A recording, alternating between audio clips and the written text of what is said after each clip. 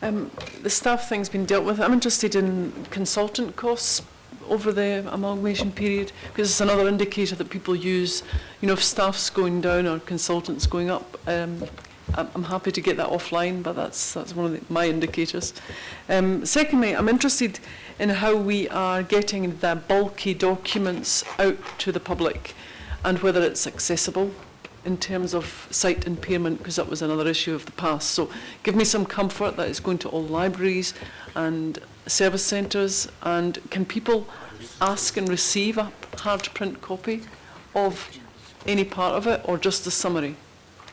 The hard copies will be available in all of our communities, the service centres, the libraries and things. We are pushing the digital because it is actually a very interactive model. You can actually go into the summary and then drill through the pieces you do need, and the summary document is quite digestible. If people are requesting copies, we can make it available for them, yes. And the accessibility of it in terms of... Yeah, I'll have to check up on exactly on the web-based version, the accessibility of that. Yeah, I'll follow up on that and come back to you. Impairment. Yes, sight impaired, yep. Thank you. Councillor Cooper. Thank you. Couple of things. I mean, I think that what has been really quite disheartening over the time of the SHA development is people keep saying, well, how many houses are being built? Well, it shows here that we've got an increase of 6% in building consents, but it's the building inspections that shows that more houses are being built, and that's really heartening. So 5% building inspections actually means the houses are being built because someone's going out and to see how it's done. So I'm very pleased to see that. So that will answer some of those disparaging remarks and questions that come at us around how we're responding to growth. So I think that's really important. And also I echo Councillor Anai's comments around misinformation. I mean, I did see the little fine print corrections in the Herald, but you never see the corrections in the large print, and I think that's very heartening to see that we're responding to large growth, but we're not matching percent for percent in growth of staff, and that will put pressure on our staff. And I want to acknowledge that. It's very easy to say you can have too many staff, but how hard do you flog your staff as well? It's got to be about being a good employer as well. So I think we've made a fine balance there. Thank you. I'll move the recommendation. I got a seconder, Councillor Cashmore. Thank you. Any other comments, Councillor Cashmore? Yes, thanks, Madam Chair. I congratulate you, gentlemen, on the report and also on the diagrammatics in the third volume. It spells out like this. I'm already using that in public presentations. A question I have is about around the $80 million surplus. We've got 10 million from extra consents, 11 from commercial. Dividends an extra 15 million, 38 million from the EMU grant. Was that from the government? Yeah. It was a timing issue there. It was just received earlier than anticipated, okay. So we didn't have a budget in this particular financial year. Cool. And my second question, if I may, Madam Chair, is to do with the weather tightness provisions. I asked this question to the officers from the Auditor of the Auditor General, and looking forward, that weather tightness provisions are sort of changing from houses to apartments to potentially bigger one-off. That's as we saw with the Nautilus. Have we got some quantitative work on that for budget projections going forward? Can I? Kevin, through you, Madam Chair. That work is done by our the team that are actually looking after the whole weather tightness thing internally, in conjunction with the actuaries, because obviously we don't know what we don't know, so we're having to make some assumptions, and they're continually updating those assumptions as they get closer, and that's what's driven this. In the budget, we'd expected the weather tightness provision to go down, and it's actually gone up, and it's because of that move. So we've already started to affect that, but obviously as time goes on, we will get better and better and harder information on how that is moving, whether there's a big move to that or whether it's just going to be a one-off and then it's going to stabilise. I think our reading is that it could carry on increasing, which means that we might be seeing some increase. But at this stage, I don't think we should. But I mean, maybe you could. So the only thing I wanted to do, and it's really just by way of assurance, so what you're seeing here in terms of weather tightness are really the book entries to reflect the fair value of the provision we need to think about making for the future. So there is a direct mirror image of that in our LTP cash projections. So we have I think I might have forwarded it through to you the other day, Councillor Cashmore. Yeah, so in the order of 50 million per annum over the next 3 or 4 years is provided for within our LTP budgets, and then there's a bit of a gradual tail towards years sort of 7 to 10. But look, there's a rigorous actuarial process. We pick that up annually, and we adjust our forward budgets accordingly. I just wanted to get some confidence around the fact they potentially could be big ticket items, and you obviously got it.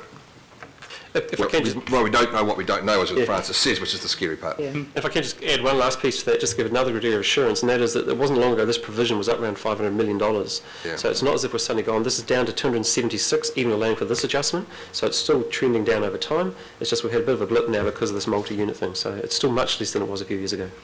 And my final comment, Madam Chair, would just to thanks the financial staff and Kevin and Matthew for the team for the work. The Officer of the General had no substantive issues whatsoever. It was a clean pass, and a congratulations on the 3-check audit process. So thank you and well done. Thank you. Councillor Quacks. Yeah, I accept what you say in regards to the staff numbers, but can you just tell me how many people are now earning over $300,000 compared with 2013 over the group, across the group, and what kind of increases would that be? So over 300,000. Yep.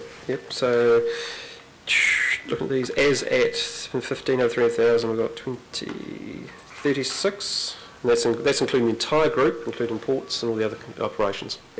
And what was that 2 years ago, Kevin, 3 years ago? Couldn't tell you 2 or 3 years ago. I haven't got that available now.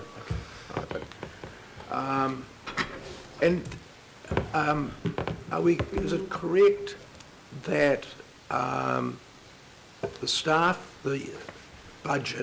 staffing budget was $63 million over budget this year? Yes. Right. Well, why is that? I know we talk about growth, but surely we see growth coming. Look, yeah, it doesn't happen at the last minute. No, it doesn't, and some of those reasons were given. I mean, for instance, reasonably small on the scale, but the insourcing for animal management was an example where a commercial decision was made during that financial year to change how those resources were delivered. In the case of building resource consent, there was allowance there. We're actually down on our external resourcing because it was decided that with the growth occurring, let's do it through more internal people. Sometimes the judgment call in those peak areas is you have to actually assess, should I actually bring staff on now, or should we wait and find out if it's a temporary aberration? Yeah. So the call was made, let's bring more people on board, let's get employees who actually do cost less than external people to process applications and do those areas. So as a combination of factors, yep. It's the budget is best information at the time. Obviously what we do is then look to meet the overall budget for the organisation as a whole, and that definitely has been achieved. So balancing the resourcing internally during that financial year to meet the services. Thanks. Thank you. Thank you. If there's no more questions or comments, sorry, Al. Sorry, I Councillor just, Filipina.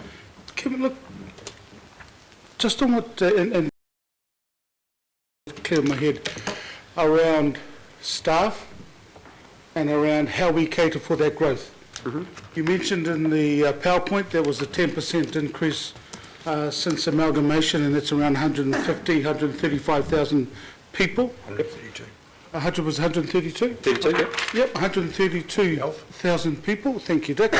So, is it good practice? I mean, for us, I know it's a decision that we have to make, but I'm just trying to think whether it's good practice to say, look, maybe in the next, or the term of the long-term plan, let's start hiring another 80, 90 people with the growth that's coming up, because I think no matter what happens, if you do that or you don't, you're going to get hammered anyway. Budget for it.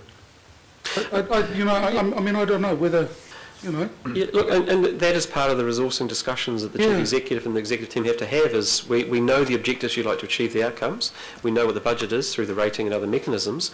How are we now going to juggle the resourcing to actually achieve that in the best way possible and deliver the customer service? So, yep, there is anticipation, and the long-term plan just adopted was based on certain assumptions around those levels of growth. The 132,000 and the specific 43,000 or so for the current year, 14-15 just finished, was higher than anticipated. And I think that's where I don't envy the position that you will be placed around, do we get the staff now? Because if you do, you're going to get hammered. Or let's wait to see what actually happens and you're still going to get hammered. Yeah. Okay, thank you. You're too slow. Thank you, councillor Watson. Just the other side of the coin, and you can perhaps help me explain a little bit, the severance payments that are going out for the last couple of financial years for the group seem to be 600 odd K in total. Is that an aberration, or is that something that we see as being a trend? Is there, I know, you know, the whole unitary plan gig could go some way, but yeah, could you just explain whether that's a trend or it's just sort of a passing fancy? Probably the easiest way to answer that is to say we do not budget for it.